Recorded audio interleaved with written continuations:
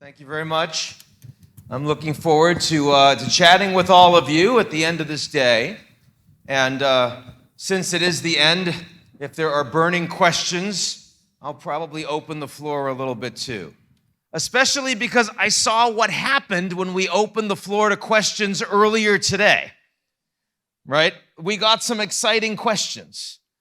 In fact, I kind of want to start by answering one of those questions. You know which one I'm talking about, right?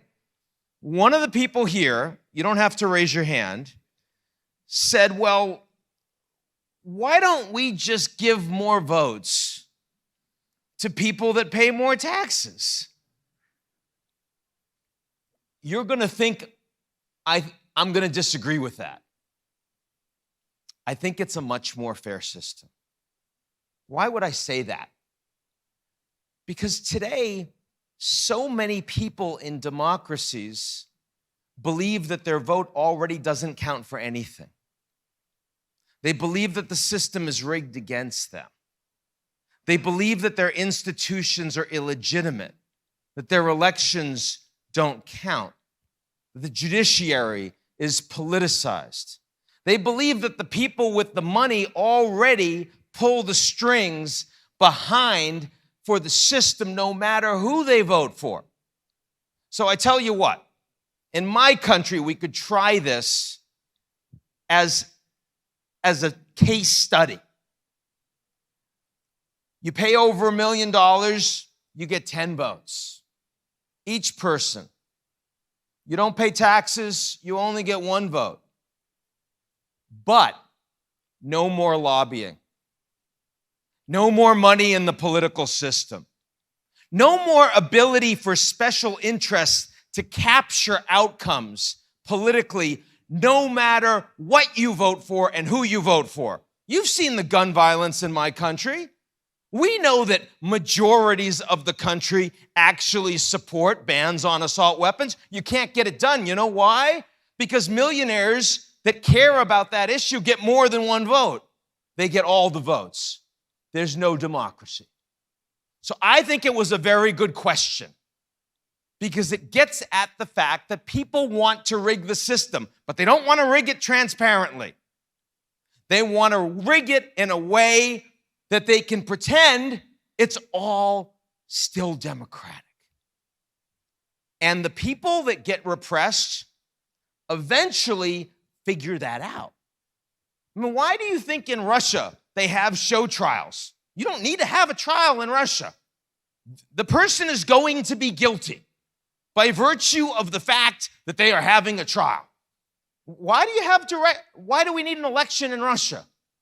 We know who we're voting for. Why do they have polling? They have polling in Russia, not like Ipsos polling, right?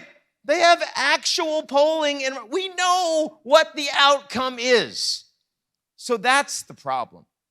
The problem is that when the system itself becomes delegitimized, when people no longer understand what the truth is, the truth about vaccines, the truth about the market, the truth about immigration or about abortion, when you're no longer having one conversation, when the only thing that matters when Trump has been indicted is not the nature of the indictment. That doesn't matter.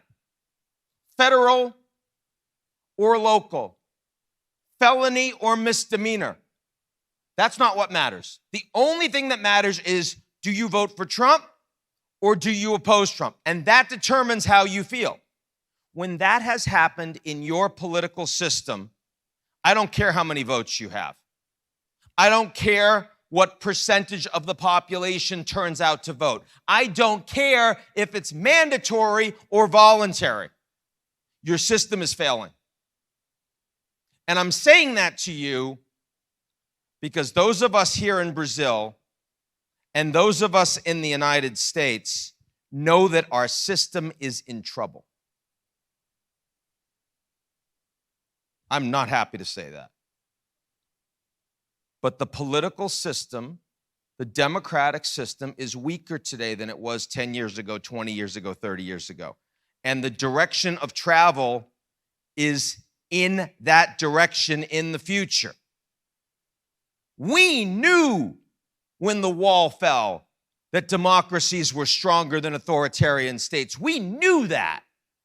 We don't know that today. We know the American economy is more robust than the Chinese economy. We know that. But we don't know that American democracy is more robust than Chinese authoritarianism. First, because we're not sure it's American democracy. And I'm not just talking about the Brazilians. I'm saying what Americans self-report, particularly Gen Z, particularly young people. Yes, I'm looking at you, young people. Absolutely. I see Gen Z right over there. That's right. That's right. But not only that, we also don't know because technology, which used to be the communication revolution, which used to be in the hands of the average people on the internet learning about the world, today it's the surveillance revolution. It's top down. It's in the control of a small number of companies and governments, authoritarian governments, that can use those platforms and those algorithms to nudge the behavior of their citizens and benefit them and give them goodies if they behave the way they're supposed to, and hurt them and punish them if they don't. We don't know. I'm standing here at the GZERO Summit telling you in 5-10 years, I can't tell if authoritarian states are going to be stronger than democracies. I'm really not happy to say that to you. And Brazil's a part of that. Brazil's a part of that. So thank you for that question. Who asked that question? Now show me. I want to know. I want to thank you. You still here?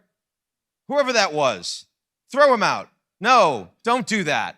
That was a really good question. I was sitting there and I thought, you know what? I was going to say something right then, but Chris was in charge. I didn't want to undermine Chris. And plus, I knew I was going to be up here later, so I'm like, I'll just talk to you then. So, you can tell I don't write speeches, right? I just kind of give whatever I'm going to give. I want to say one other thing. Before I go to some of the headlines like Russia and the rest, I want to talk about Brazil for a little bit of Brazil. But Brazil geopolitically, right? I've been asked today by 3 different journalists. I was asked about the Cold War between the U.S. and China. There is no Cold War between the U.S. and China. You know how I know that?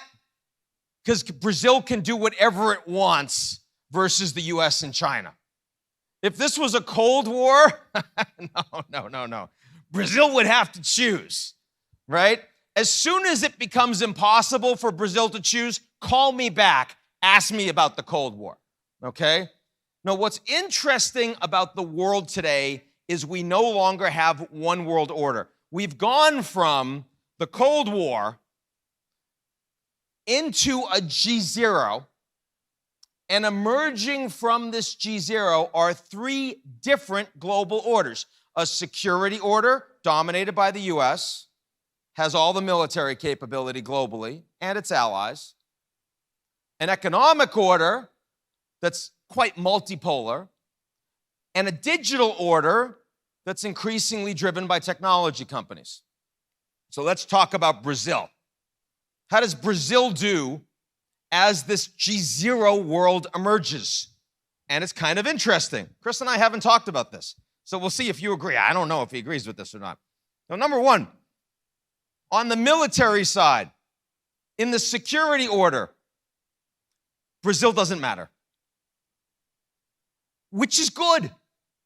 You really don't want to matter. In the security, no. Like, I mean, if you think about Asia right now, where everybody is arming themselves to the teeth, right? That's where you don't want to be from a security perspective. Europe for 30 years thought that they were not mattering for security. And now suddenly, turns out they were really wrong.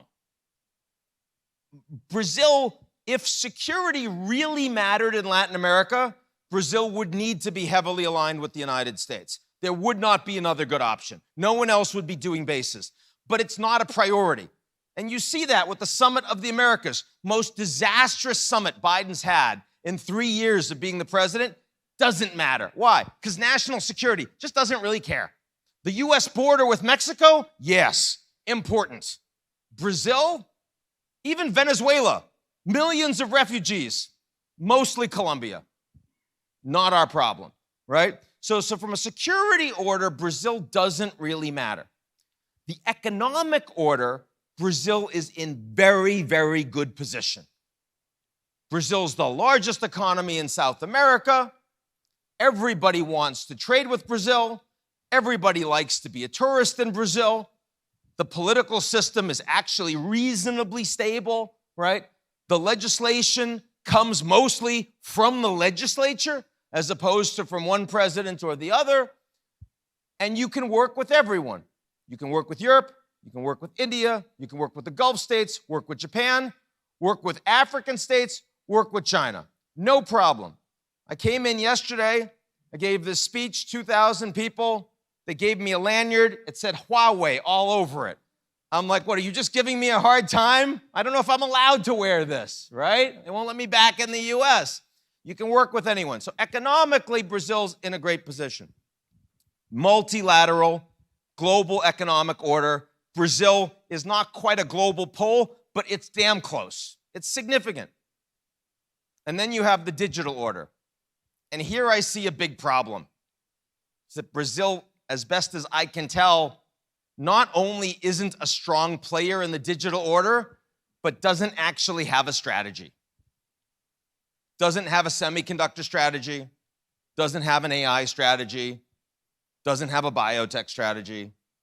I mean, there's definitely nearshoring that's going on, but I mean, like, there's a reason why India is being feted by all of these Americans. It's not just because it's a security play vis-a-vis China. It's also because the Indians, first of all, have all of these Indian Americans that are running technology firms. They're doing startups. They're entrepreneurs. They know how to code. They've got VC firms. We need Brazilians doing that, right? That's important. We need that education. We need that throughput. So I think that in the digital order, which increasingly very fast is becoming a new globalization, AI is becoming a new globalization. Brazil doesn't yet have the companies and isn't yet attractive for that investment. For me, looking geopolitically at where Brazil is, that's the big question mark. It's not China versus the US, not at all. Brazil, yeah, maybe, no? It's like, yeah, I said, okay, good. We'll try it. We'll play with that. We'll play with that at your Asia group. Okay, so that was half of the speech that I haven't written. What's the other half? I think I should talk a little bit about the war in Russia. I don't think anyone else has talked about it today so far, about China, where China's going, and about technology. Those are the three big ones. Touch a couple other areas too. Start with, you know what, before I do that, I want to start with some good news because a lot of this is going to be bad news. Let's start with some good news. The Middle East is good news. Can you believe that? I mean, things have to be pretty bad for the Middle East to be good news, right? Can you believe that? But it's true. Geopolitically, right? I mean, when I last came here for the last summit we did in person was about 4 years ago. 4 years ago, right? And I mean, at that point, like inside the Gulf Cooperation Council, like Saudi Arabia and the UAE were actually like fighting with Qatar. They threw them out. They were even talking about building a moat and putting radioactive waste in it. I mean, it's crazy stuff, right? So first of all, the GCC, they fixed that. We've now got, the GCC is working together. We got the Abraham Accords. John Kerry, when he was Secretary of State, smart guy, beautiful hair, right? When he was Secretary of State, he said, and he knows the Middle East, he's been around a long time, he said, you cannot get anything done in the Middle East in peace unless you fix Israel-Palestine. How wrong was he? And he was proven wrong by Donald Trump, which is crazy. It's insane, right, that could happen. But you had the Abraham Accords, and so now you've got the UAE and Morocco and Bahrain with peace deals with Israel. And then Biden, who doesn't like Trump, but Biden is working really hard to build a Saudi Arabia-Israel breakthrough, likely to happen by the end of this year, part of the Abraham Accords. Biden and Trump working together. Where? In the Middle East. Did you have that in your bingo card? You did not. You did not. Yemen, ceasefire. Why? Because the Chinese fostered a peace breakthrough between Iran and Saudi Arabia. That's extraordinary. Syria, Obama said Assad must go. Obama's gone. Assad is still there. Where is he? Everywhere. He goes to Riyadh. He's welcomed by the Arab League. He's going to the UAE for the COP summit because he cares so much about climate. That's not really true, but he is going. Point is, even Israel, Netanyahu, Biden doesn't like him, trying to undermine the independent judiciary, trying to undermine Israeli democracy. The lesson is that Israeli democracy is stronger than Netanyahu. Massive demonstrations, unprecedented for months in Israel, the largest trade union in the country, 10% of the population out there demonstrating every day, more on the weekends, no violence, no violence. Arabs participating too in Israel.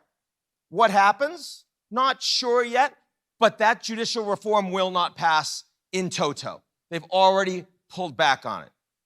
You have to struggle to find a bad story in the Middle East right now. That's kind of extraordinary, right? It's kind of extraordinary. This is the best panel presentation you have ever seen on the Middle East.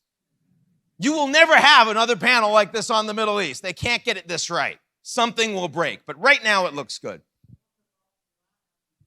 Well, Iran and the nuclear. There's always one guy in the audience talk about Iran and the nuclear. Okay, for you, I will add Iran and the nuclear. So everyone says they're close to breakthrough. Only a few weeks before they can actually build nuclear weapons. They've gotten to 60% nuclear enrichment capability for their uranium. They're stockpiling it.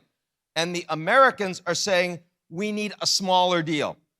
To stop them from breakthrough, we're going to actually willing to unfreeze some of their frozen assets. So the Iran-U.S. relationship today is better than it was a year ago, 2 years ago. Much better than it was 4 years ago when they were engaging in strikes and Trump orders the assassination of Qasem Soleimani, the head of the Iranian forces. Israel and Iran, horrible relations. Israel will strike Iran if they do breakthrough on the nukes. But the Chinese facilitated Saudi Arabia deal with Iran has economic benefits for Iran as long as the Iranians don't go nuclear. Because if the Iranians go nuclear, the Chinese are out, the Saudis are out. So even that is more stable than you think. It's not great news, but it's not horrible news. Okay, is that good? Good. Okay, we did that. We're not even in Q&A yet, and we're already kind of in Q&A. Okay, so I'm now done with the Middle East. Let's now proceed to bad news. Let's go to bad news. Let's go to Russia. So Putin is a war criminal. He's a war criminal. He is a rogue actor. He has unjustly invaded an independent sovereign country. He has been cut off from the G7. His assets have been frozen. And yet, the Biden administration was really scared that he was going to be thrown out of power this weekend. Because Prigozhin would have been worse. And not a little worse, like a lot worse, right? I mean, Biden at least outsources torture. Prigozhin, Biden, did I say Biden?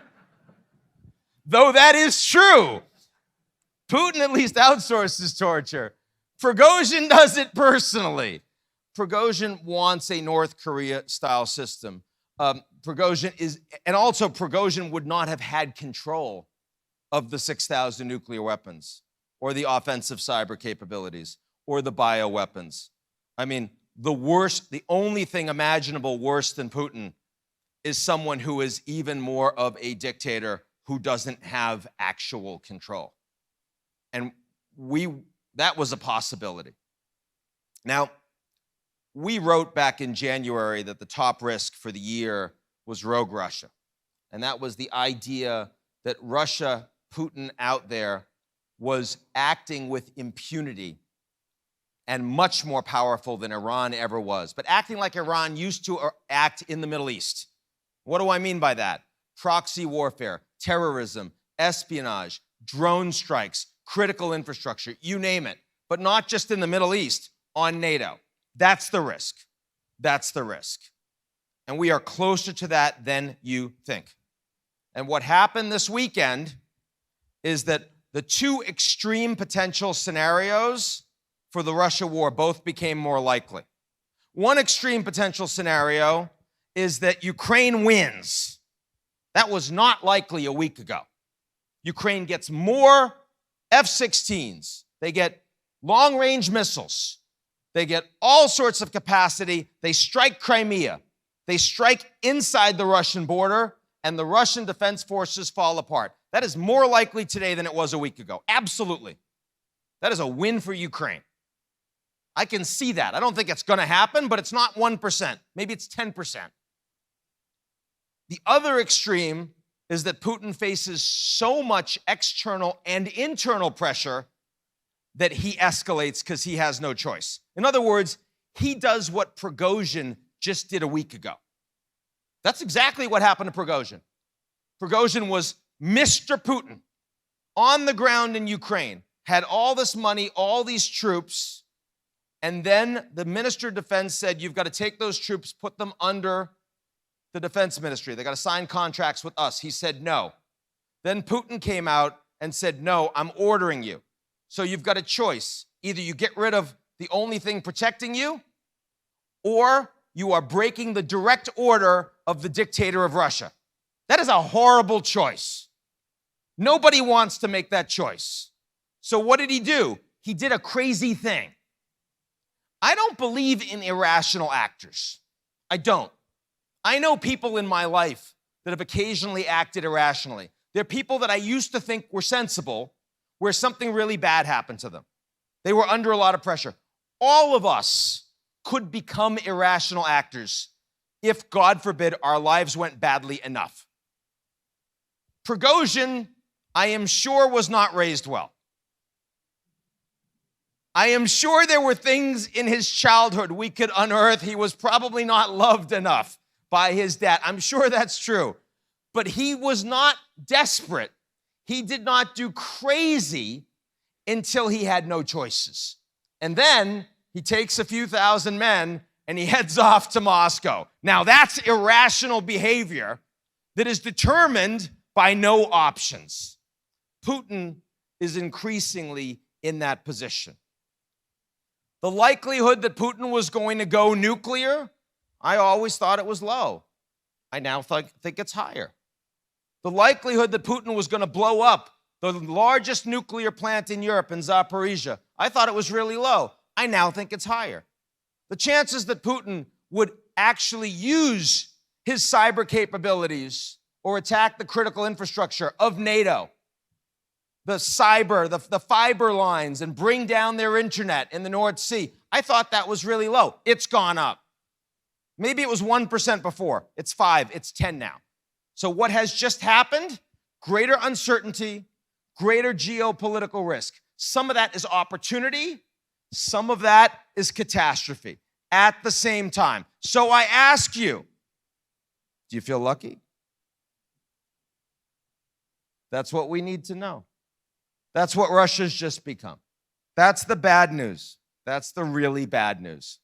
The other things out there are neither bad nor good news. I can talk about Europe, and you can see that a 17-year-old from Africa, French citizen, gunned down, dead in France last 24 hours by I think it was a 48-year-old police officer, well-trained.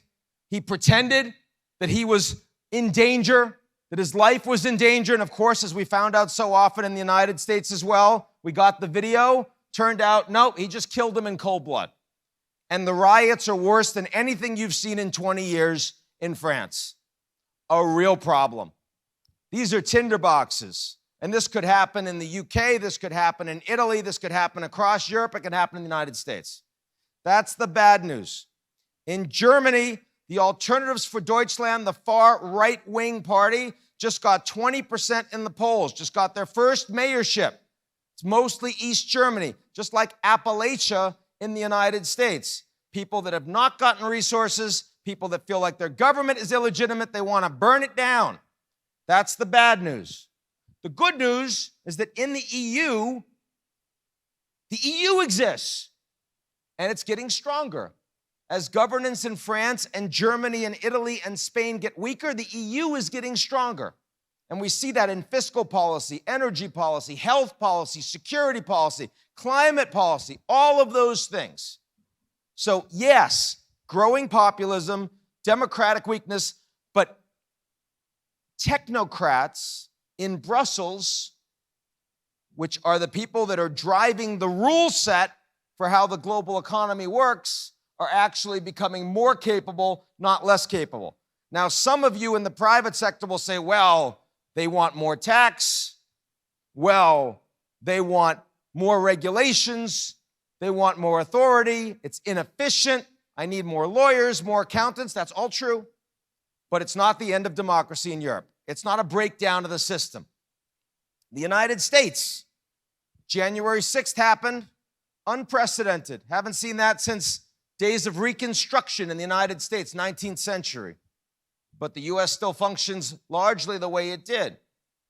Interesting thing about the U.S., in Europe, you've got these problems in individual capitals. The EU gets stronger. In the United States, the federal government gets less legitimate. There is no EU, but the states get stronger. And what we see is that Texas and Florida and California and New York are driving more regulations, which is inefficient. It means that you have to have more lawyers, more accountants. You've got to figure out all those rules. But you also get more experiments of policy. I mean, Texas and California are leading the way in so many aspects of new post-carbon technology. In California, it's all top-down subsidy. In Texas, it's all bottom-up entrepreneurship, deregulation. I don't know which one's going to work better. I know that if you're on the left, you like the statist version. If you're on the right, you like the libertarian version. But I know that Texas has just had the highest heat wave in history in the last week, and they haven't had any blackouts because they have so much reserve energy coming from solar and wind. That's really good. And that's the result, in part, of governance falling apart in Washington. That's not good news, but it's not disastrous news. So the fact is that the United States and Europe are not on a path to fixing their political systems. They're not on a path to addressing populism. They're not on a path to addressing fake news and anti-establishment sentiment. But they are both not facing implosion. The political stability and resilience of these systems, which includes the operations of their economies, are more stable than the headlines would let you think. Okay, so final point, technology. I am very excited about artificial intelligence. Any of you that saw the talk I did for TED a few weeks ago, any of you that have been reading my EG updates over the last months, know that I've been writing a lot about AI. I am very excited about AI. I think that AI is going to drive a new globalization.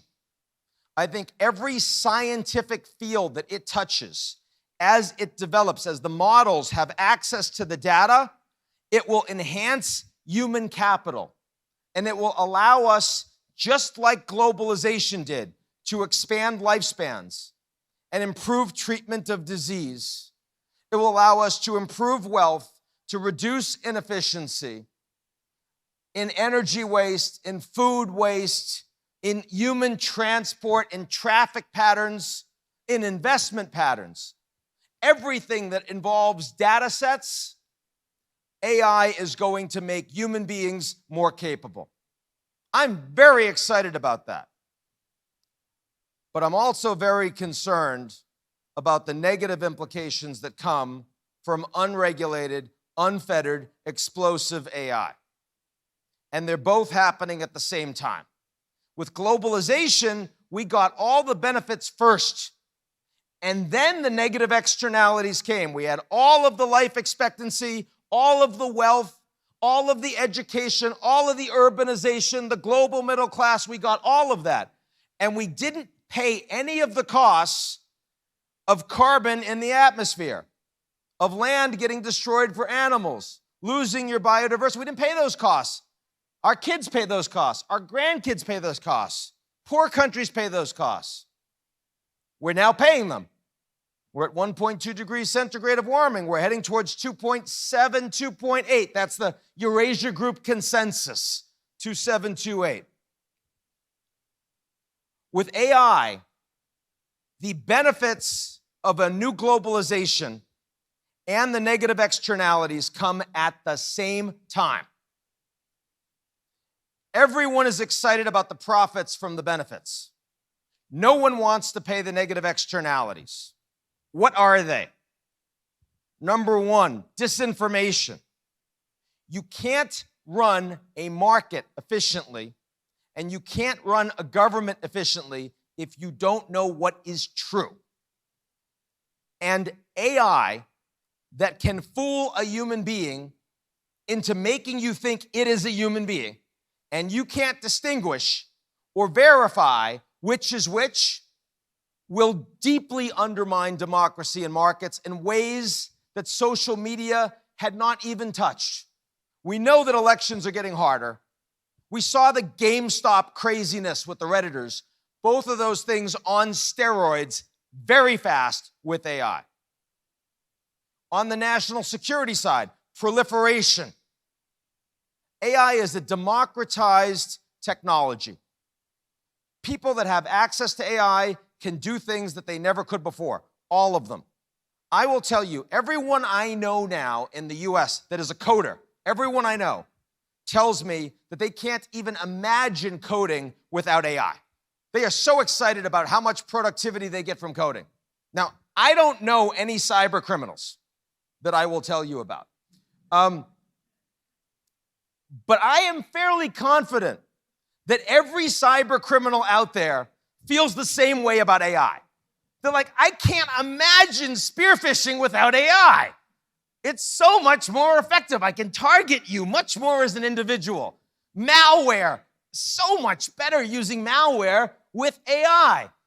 You want to develop new bioweapons. Can't imagine the old days when we had to develop bioweapons in the lab, avoiding surveillance, right? Maybe risking death ourselves. Now we can do it with AI. Lethal autonomous drones. Can't imagine doing that without AI. This is so great for criminals. And if this were a dark web conference, we'd be very excited about that. But it's not. And we do not have regulations to respond to that. Not even close. And then finally, the displacement and the replacement risk. The fact that human beings, that our lives as citizens with civic obligation, with families, with communities, increasingly are going to feel displaced and replaced by AI. Massive productivity gains, but a lot of people, including some in this room, are in danger of 1, 2, 3, 5 years out, not feeling like you have anything productive to offer. Now, we can retool ourselves, but a lot of people won't have those resources. A lot of people won't have access to those training capabilities. A lot of people will feel like there's no point. Those people will be angry. But I'm most worried about the kids. I'm most worried about kids that are intermediated by AI, who develop those relationships and they become trained by AI. And their normal relationships with human beings start becoming relationships with AI. That is a very dangerous place to be. If I could wave a magic wand and create one regulation, I would say kids under 16, illegal to use AI without direct supervision and intermediation by a human being. Illegal. Because I know what these companies will do if we don't do that. And that model will change these kids. And that will undermine democracy more surely than anything else. That will take away our humanity. We are social beings until we are trained algorithmically not to be social beings. And then we change. And that happens to kids. So what do I think?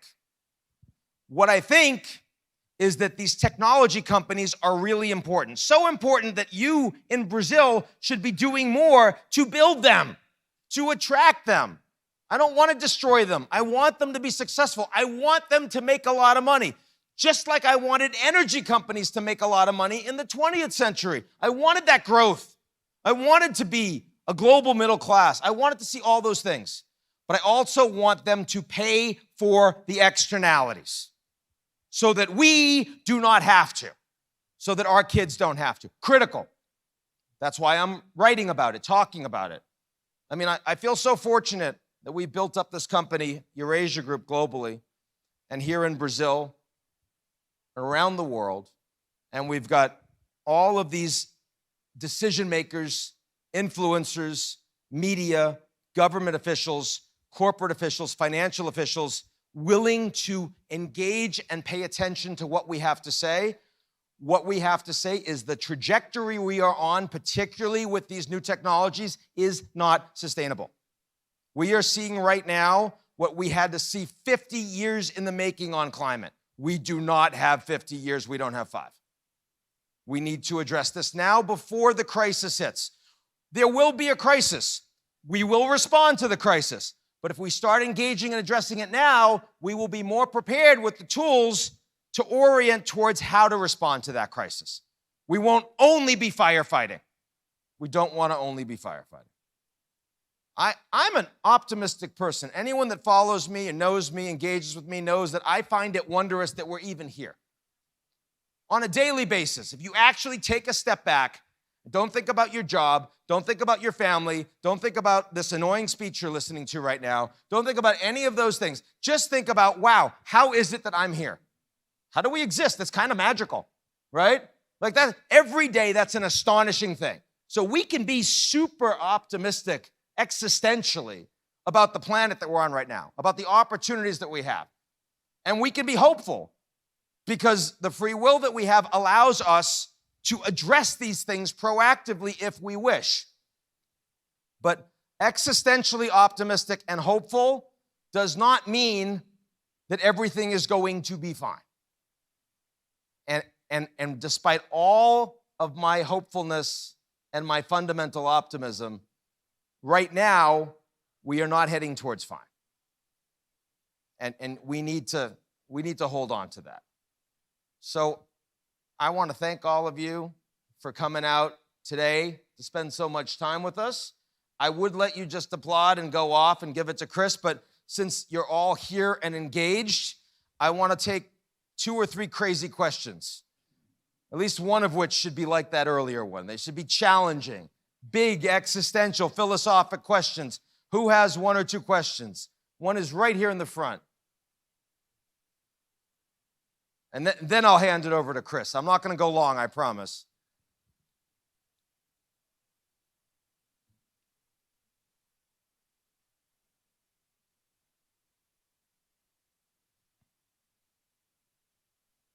I didn't say, the problem is I didn't warn them I was going to do this. That is part of the problem. You can yell. Yep.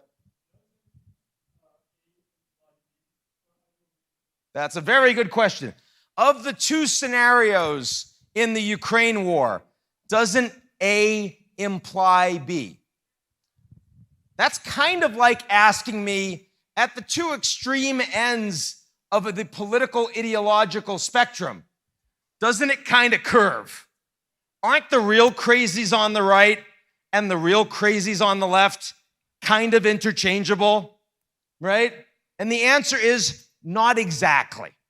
So, in other words, I can see the Ukrainians getting back their territory, Putin still being in power. We just learned something about Putin. We learned that when Putin was pressured, unlike any way in 23 years, I mean, he's got thousands of troops. They are 100 miles away from Moscow. They are planning on taking him out. He's destroying bridges around Moscow. He's putting sand trucks there, right? You would think in that environment, he's going to blow these guys up. He's going to kill Prigozhin. He didn't do that. Putin, when push came to shove, was a shockingly calm and restrained actor. He called his friend Lukashenko, who is nominally sovereign, and he said, let's figure out a way for me not to have to blow these guys up today. I can kill them in a week or two, right? But not right now, because I don't want to lose this war in Ukraine. So I think it is wholly possible that what we've learned about Putin is that when he's facing a lot of threat, he focuses on survival. That's interesting, because the U.S. policy towards Russia is not to destroy Putin. U.S. policy is get the Ukrainians their territory back. Show the Chinese that you can't invade an independent country with no consequences. The policy is not destroy Russia. It's not destroy the Russian economy. I think that's very important. So I think it is absolutely possible that Ukraine can win and Putin doesn't explode. But I agree with you that that first scenario makes it somewhat more likely that there are red lines that are actually crossed, that Putin says, I can't let this stand, I've got to escalate. It also works the other way. You can also imagine an environment where Putin is he's doing fine in Ukraine, he's locked in, but it's going so badly for him domestically that the Ukrainians see more opportunities than they can break through. So yes, I think both extreme scenarios are linked, and they do make each other somewhat more likely, but not holistically, not at all. They don't overlap. So in other words, it's a horseshoe. It's a horseshoe. And I don't know how I'm going to depict that graphically in the EG update. I'm going to have to work on that. It's a very interesting thing. Chris, can you remind me of that? That's actually important. Okay, let me take one or two more. One or two more. Back there. Yep.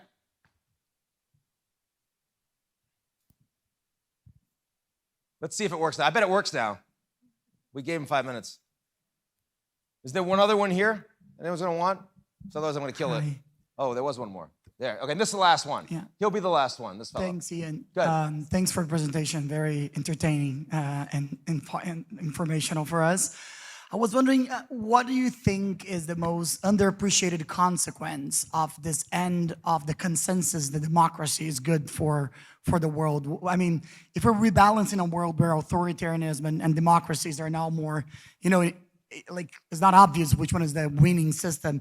What do you think is the underappreciated consequences of this new equilibrium? Well, I mean, one fairly obvious concept, we developed this index with my good friend David Miliband, who's the former Foreign Secretary of the UK, called the Atlas of Impunity. And the reality is that when you're fighting between authoritarianism and democracy, and most people don't think that you're really a democracy and aren't convinced that it really works better, then a whole bunch of countries do what they want. So you get a lot more impunity. What does that mean? Rogue states, rogue organizations, rogue individuals with more power, more ability to act and do what they want on the global stage. So, I mean, even a country like North Korea becomes normalized. Assad becomes reintegrated. And what that means for human rights? Out the window in a lot of places, right? So that's probably the most meaningful near-term knock-on impact. The second one, which is not obvious, and I'm not sure how I feel about it, is that soft power will start to become more diffuse as well. So, for example, when the Americans and when democracy drives ideas, you also get Hollywood driving those ideas and aligned with it. Well, it may well be that Bollywood and Nollywood in Nigeria and the Chinese film industry just become much more effective at attracting people about the future. I look at the three-body problem, which former President Obama described as one of his favorite books of the year. Science fiction book, not a genre that Chinese typically have dominated in, written by a Chinese author, extraordinary, effective book with different perspectives about what life in the future might look like. You wouldn't have turned to the Chinese for that 50 years ago, even 20 or 30 years ago. So I think that's interesting. Okay, last question. Sir. Okay. Risking to be the crazy question, but... Did you ask the first crazy question? No. Oh, okay. Not at all. Not at all. That guy wouldn't even put up his hand. Another one. Okay, good. At least. I'm glad we're ending with you then. Would you like to elaborate in this kind of Terminator scenario that you described, the one that the AI starts to educate our children? Sure. That's very important, I think. So it's funny. I would like to elaborate it, but I won't call it the Terminator scenario, because there is a Terminator scenario, and the Terminator scenario is being discussed by a lot of people in the AI field who want to use it to scare you. Focus on that and not on regulations that might impact what's really going to happen and what they're doing. The Terminator scenario is that AI becomes sentient, that robots self-program with autonomy and take over the world. Not intentionally, because intentionality doesn't mean anything, but rather, from that perspective, but rather that we all die because of something intrinsic in what the AI does. I'm not saying that's never possible. That strikes me as wholly implausible in the next 10 to 20 years. And the reason it's implausible is because that's not the way we are programming AI. AI's been going on as a serious field for 50 years now, almost 50 years now, 40 years now. There are lots of ways, theoretically, to build AI. Modeling the human brain, the brains of biological organisms, understanding neural connections. That has largely failed so far. We are not even at the point where we can model the neural connections of the brain of an earthworm. We are not there. And yet, we can use robust large language models to digest all the data that is produced by humanity in the world to predict what the next symbol will be in a sequence of symbols. And it turns out that's a very valuable thing to do. It can get you a lot of wealth and productivity, and it can also make you think that you're having a conversation with an actual human being, even though what the AI is doing involves no thought. The reason I'm telling this to you, we've been talking about autonomous driving for a long time. And if you go back 10 years ago, 20 years ago, the predictions on autonomous driving have been really false. And the reason for that is because we're not programming AI to work the way a human being or brain works. Give you an example, right? Like a dog knows it can chase a truck. If the truck stops, it doesn't run into the truck. It's like, there's the truck. Okay, now let me look at something else. Because dogs do symbolic recognition, right? Just like human beings do. AI doesn't. AI is programmed to do something completely different. And so when you program the AI on autonomous driving, every time you cannot tolerate the AI running into a truck. So you need to program, here's how you find a truck. Program, here's how you find a bush. What happens if a meteorite comes down in the middle of a road? It's going to run into it. Why? Because you've never programmed that. So it's not in the model. You got to program all those things. This is why we are very far from sentient AI, because AI is not working that way. What we are very close to is AI that can fake us. If you saw that movie, Her, who saw it? How many people? Every young person. Over 60, most of you have not. And it's funny because, you know, you're less concerned. I get it. So the AI concerns with Her, not that the AI was sentient, but the AI was able to convince millions of people at the same time that it was having a unique relationship with that person, changing their lives as a consequence. That is what is increasingly likely to happen with these bots. These bots are developing real-time relationships as teachers, as doctors, as therapists. We've seen how much self-harm is happening now. Suicide and attempted suicide rates among young girls in the United States has spiked as we've never seen before. That's not from AI. That's just from Instagram. Take that and now have it where your primary relationships aren't with a person, but with an algorithm. That person is not going to become a human being like you and I know. We're not ready for that. When we have new vaccines, we don't just say, go take them. We need to test them first. We don't always get it right, but we test them first. You got a new GMO food. We don't just say it's fine. Look at Mexico. We test it first, right? We are releasing algorithms. We are testing them real time on all of us and our kids. We have no idea what the implications are. That is the most crazy thing that I have ever seen at mass level in my lifetime. Completely, none of us would want that to happen. People in social media companies that understand that don't let their kids use it. But we do. Not because we're bad, we don't know. Governments have to intervene on this. Have to. And they can't do it by themselves because the governments don't actually have the expertise. So we're going to need to create a hybrid model between governments and technology companies from scratch. It's doable, but we're going to have some accidents first. That's the point. It's not Terminator, but it's really insidious. Terminator would be so much easier. You know, you see like an armed big frickin' villain with like laser beams, everyone here is going to say, hey, we like the Chinese now, right? We don't like that thing. We'll all get together. We'll gang up on that thing. But when the enemy is us, right? We don't know how to deal with that. And we're heading towards the enemy is us. That's the concern. Such a bright thing to end our conversation on. Again, I want to thank you all very much. That's why we call it the GZERO Summit. We will see you all real soon. Let me turn it to my friend and colleague and co-conspirator, Chris Garman. Thank you, Chris.